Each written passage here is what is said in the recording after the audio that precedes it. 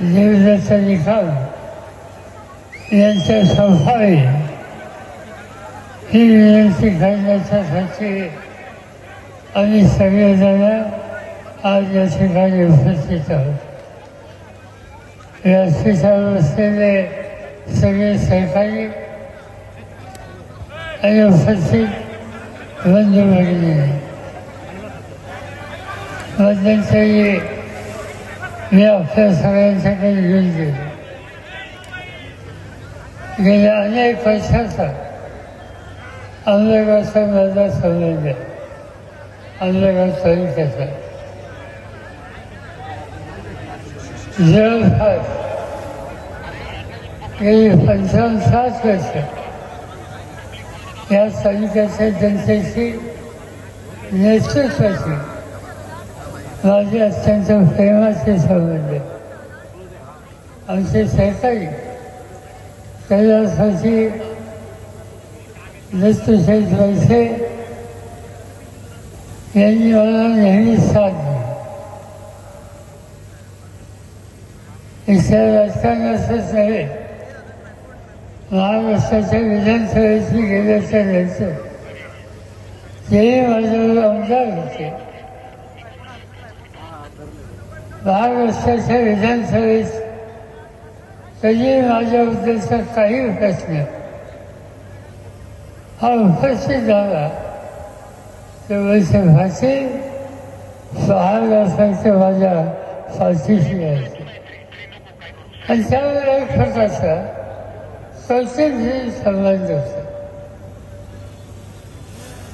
नंतरच्या काळामध्ये त्यांनी निवडणुकीला उभं न राहण्याची भूमिका घेतली आणि मला सांगितलं की आता बरेच दिवस झाले लोकांची सेवा केली आणि असं या भागात काम करण्याच्यासाठी माझ्या चिरंजीवांचं तुम्ही व्यक्त ठेवा. हे काही हरकत नाही. त्यांनाही माझ्या सगळेच काम करायची इच्छा होती. मी विरोधी पक्षाचा नेता झालो, मंत्र्याचा दर्जा मला होता आणि माझ्याबरोबर काम करण्याच्यासाठी 2-3 लोकांची आवश्यकता होती. ती आवश्यकता पुरी करण्याच्यासाठी मी निवड केली नेहमी फासायची. त्यावेळी माझ्यावर काम करायला लागले. कसं काम करायचं, सरकार कसं चालतं, विधानसभा कशी चालते, या सगळ्याच्या संबंधीचा अभ्यास माझ्यावर आमचे करायला. त्याचे जीवन जसे दास होते तसं त्यांना मी प्रोत्साहन देत होतो. महाराष्ट्राची विधानसभेची निवड आली आणि दत्तू भाषाने सांगितलं की असा तरुण माणसाला संधी दिल्या आणि संधी दिली महाराष्ट्राच्या विधानसभेमध्ये 16 लोकांचा प्रतिनिधी म्हणून त्या ठिकाणी दिलीप वळसे यांची निवड केली. मला आनंद होता. असा विश्वासा मुलगा आज विधानसभेमध्ये आला, आपल्याबरोबर बसायला लागला. याचं एक मानसिक समाधान मला आमच्या सरकारला मिळत होते. दिवस जात होते. मंत्रिमंडळाची नियुक्ती करायचे ठरले. माझ्या शब्दाला किंमत होती. मी सांगितलं काय लोकांची यादी दिली आणि त्या यादीवर पहिलं नाव दिलीप वळसेंचं टाकलं. ते मंत्री झाले.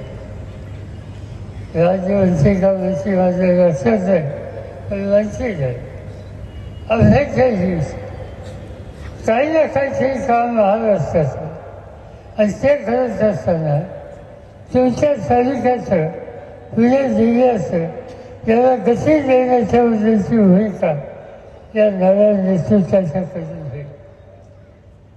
दिवस गेले, संधी गेली, कधी राज्यमंत्री, कधी मंत्री, कधी विधानसभेचे अध्यक्ष, पुन्हा मंत्री, जे जे देणं शक्य असेल ते दिलं. मध्यंतरी काही प्रश्न आले आणि ते प्रश्न इच्छे नव्हते, देश फसवायचे होते. या देशामध्ये राज्य गेलं आणि ते राज्य आजचे प्रधानमंत्री नरेंद्र मोदी यांच्या हातामध्ये गेले. 10 वर्ष प्रधानमंत्री राहिले, पुन्हा निवडणूक आल्या आणि त्या निवडणुकीमध्ये प्रधानमंत्र्यांनी देशाचा कारभार करण्याच्यासाठी मला 400 खासदार निवडून द्या ही विनंती देशाच्या जनतेला केली. खरं एवढ्या खासदारांची गरज नाही. 300 खासदार निवडून आले तर देश चालवायला काही अडचण येत नाही. पण हे 400ची मागणी का केली याची शंका आम्हाला लोकांच्या मनात आहे.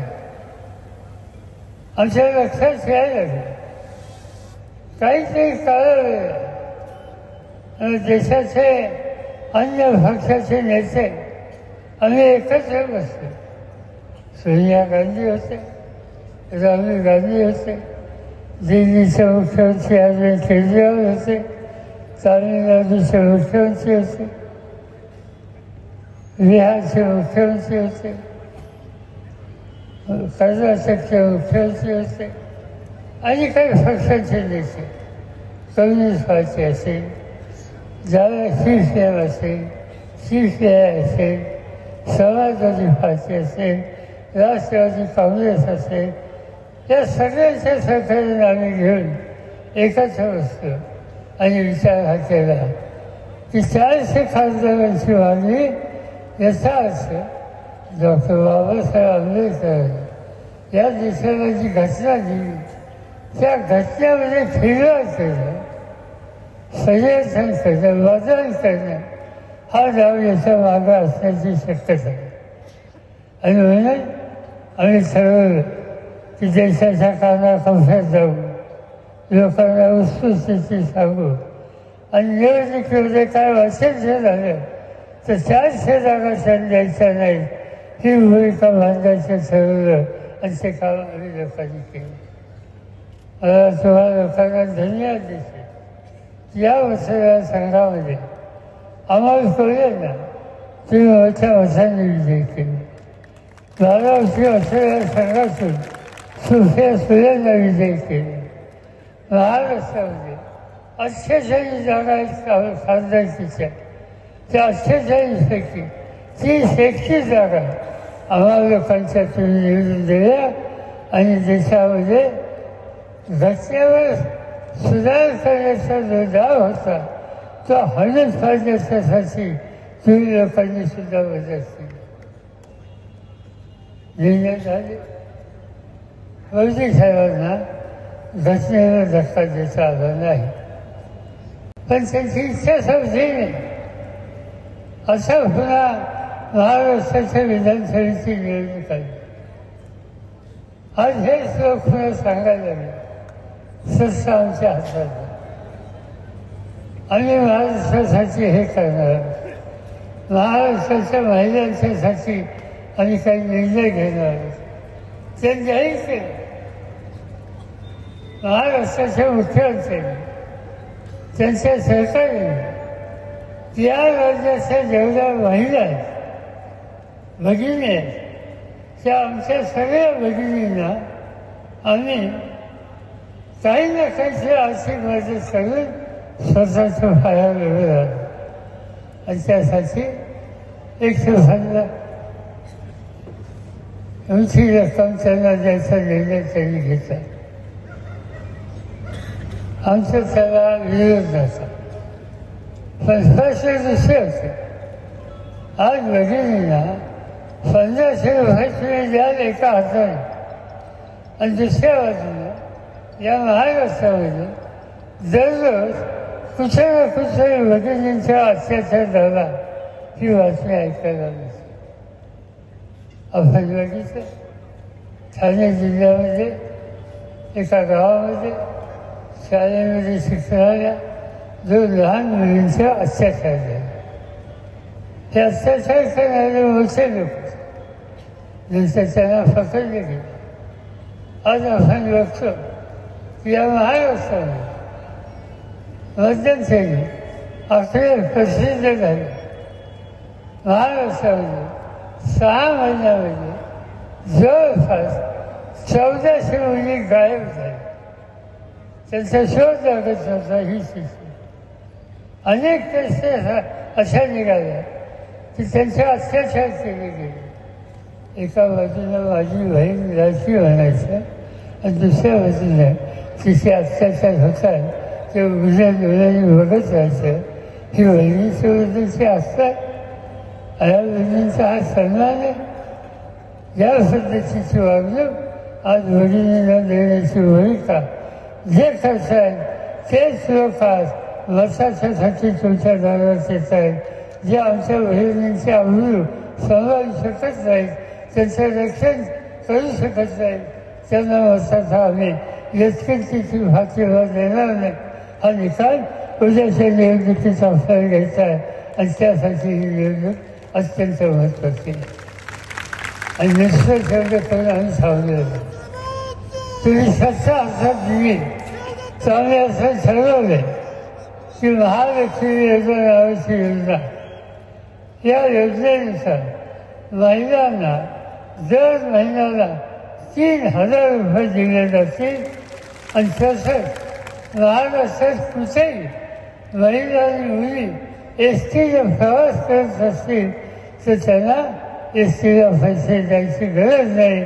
त्यांचा प्रवास हा मोफत. महिला जशा महत्त्वाच्या तसा शेतकरी महत्त्वाचा. अलीकडच्या काळामध्ये शेतकऱ्यांची आत्महत्या हा प्रश्न गंभीर व्हायला लागला. अनेक ठिकाणी मी बघतो कर्जबाजारी झाला, घेतलेले पैसे देता येते, वसुलीचा तगादा झाला, माणसं त्रासून जातात आणि कधीतरी आत्महत्या करतात. महाराष्ट्रामध्ये अलीकडच्या काळात शेकडो लोकांनी आत्महत्या केली. ते सगळे शेतकरी होते. आणि चौकशी केली का असं घडतं. व्यवसाय जिल्ह्याचा एका शेतकऱ्याने आत्महत्या केली. मी स्वतःच्या गावी गेलो. आत्महत्या केली त्याच्या घरच्यांना विचारलं. तिची बायको होती. माऊली घसाचं पीक घेतलं होतं. त्यासाठी औषधं बियाणे यासाठी सोसायटीचं कर्ज काढलं.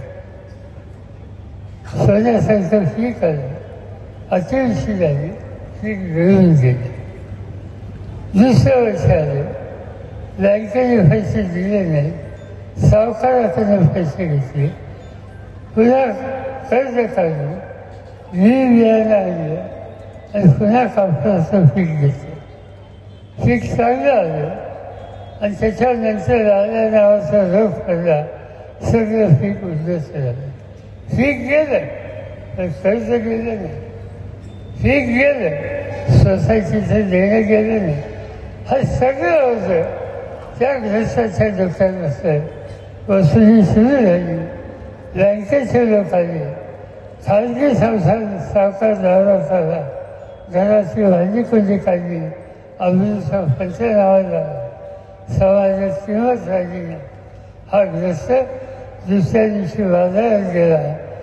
इंजिनसारखं वीज खरेदी केलं आणि घसा खायला आणि जीव टाकला. काय त्या माणसाची चूक होती. निसर्गाची अवघड झाली म्हणून पीक गेलं आणि वसुली देण्याची ताकद राहिली नाही म्हणून ते जीव दिला. आज या देशामध्ये कोट्यावधी लोकांची लोकसंख्या आहे. त्या लोकसंख्येला 2 वेळचं अन्न देण्याचं काम हा आमचा बळीराजा करतो, तुम्ही शेतकरी करतात आणि त्याला सरकारच्या आल्याच्या नंतर मदत होत नाही. मोदी साहेबांच्या राजवटीमध्ये मध्यंतरी 16 उद्योगपतींच्याकडे 14 का 15,000 कोटीची थकबाकी होती.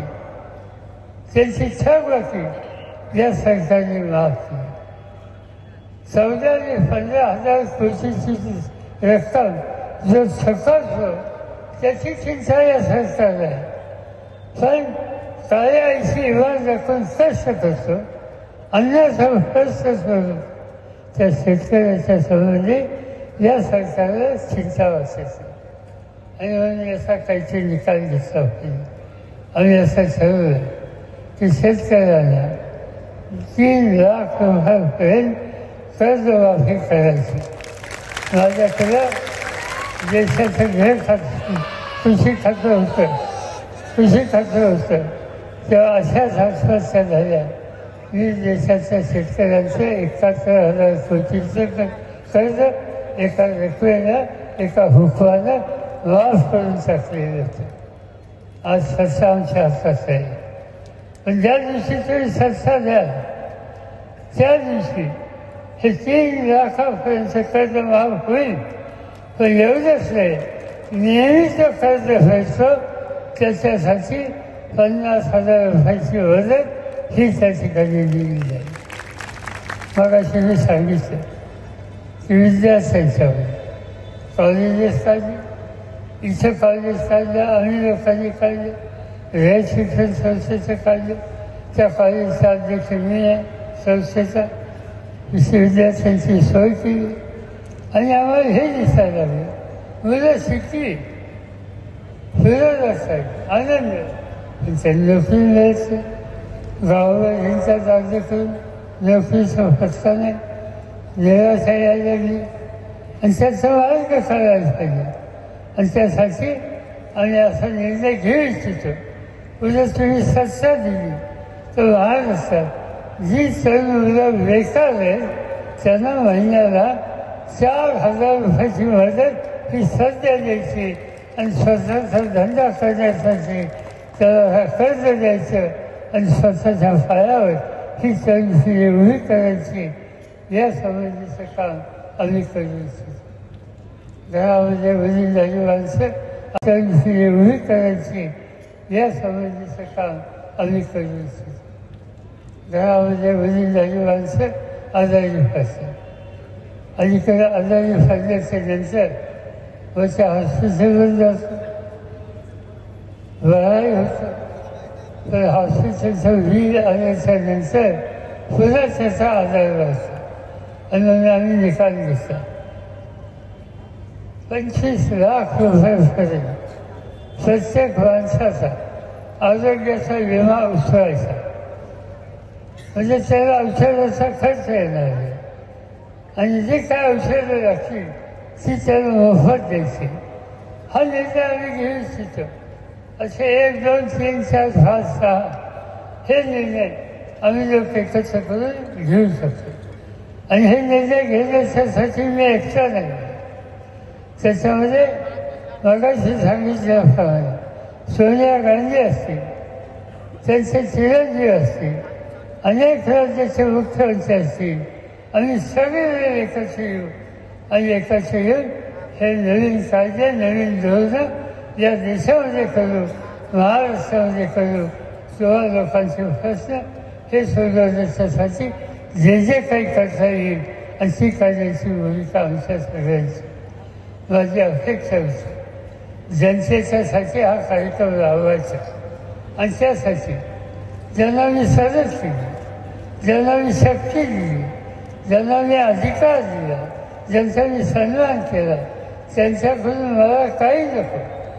तर या लोकांच्यासाठी त्याने आम्ही सांगतो तो कार्यक्रम राबवला पाहिजे. पण ते घडले नाही.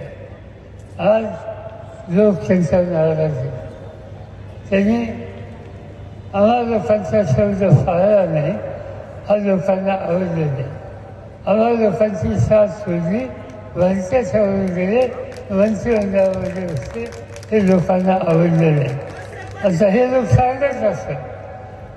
खोटं सांगतात लोकांना. काय सांगतात? आमच्या आणि पवारसाहेबांचे संबंध अतिशय गोड आहे. ही गोष्ट अजिबात नाही.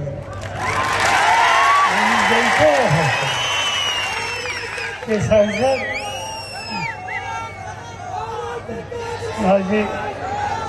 माझी बायको माझी बायको वर्षाचं एकदा भीमाशंकरच्या दर्शनाला येते. आणि पूर्वीच्या काळामध्ये दत्तू भाषे होतेच्या वेळेला ते तिच्यावर नेहमी जायचे. आता हा उद्योग ज्या दिवशी त्यांनी केला, आम्हा लोकांची साथ सोडली, चुकीच्या लोकांच्यावर गेली. त्याच्यानंतर माझी बायको फरवा भीमाशंकरला गेली. मला माहीत करता आल्या मी चौकशी केली. तुम्ही जाऊन आलो म्हणजे हो, तुमची व्यवस्था नेहमीसारखी नाही म्हणजे नेहमीसारखी. म्हणजे मला काही कळलं नाही.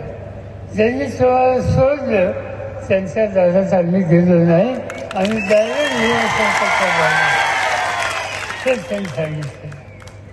ते सांगतात जेही सांगतात जेवढी काल पवारसाहेबांची माझ्याबद्दल काही बोललं नाही.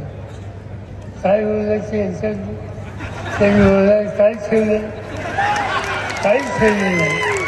त्यांनी एकच गोष्ट ठेवली. त्यांनी एकच गोष्ट ठेवली. त्यांनी गद्दारी केली. आणि जो गद्दारी करतो त्या गद्दारांना शिक्षा द्यायची असते. 350 वर्षाच्या पूर्वी 350 वर्षाच्या पूर्वी शिवछत्रपतींच्या नंतर संभाजी राजांची गणोजी शेतकरी गद्दारी केली. ती हे त्यांनी सांगितलं. ते सांगतात जेही सांगतात जेवढी काल पवारसाहेबांची माझ्याबद्दल काही बोललं नाही. काय बोलायचं यांच्यात? त्यांनी बोलायला काय ठेवलं? काहीच ठेवलं नाही. त्यांनी एकच गोष्ट ठेवली. त्यांनी गद्दारी केली. आणि जो गद्दारी करतो त्या गद्दारांना शिक्षा द्यायची असते. 350 वर्षाच्या पूर्वी 350 वर्षाच्या पूर्वी शिवछत्रपतींच्या नंतर संभाजी राजांची गणोजी शेतकरी गद्दारी केली. ती महाराष्ट्र विसरलेला नाही. गणोजीला असा सुट्टी नाही. ज्यांनी गद्दारी केली त्यांना आता सुट्टी नाही. आता एकच शिकायला आहे. उद्याच्या तुमच्या मतदारसंघाच्या विधानसभेच्या निवडणुकीमध्ये माझा एकच शब्द तुम्हाला आहे की या निवडणुकीमध्ये वळसे भाषांना 100% पराभूत करा. तेच सांगतो आणि आपल्या सगळ्यांची रजा घेतो. जय हिंद, जय महाराष्ट्र.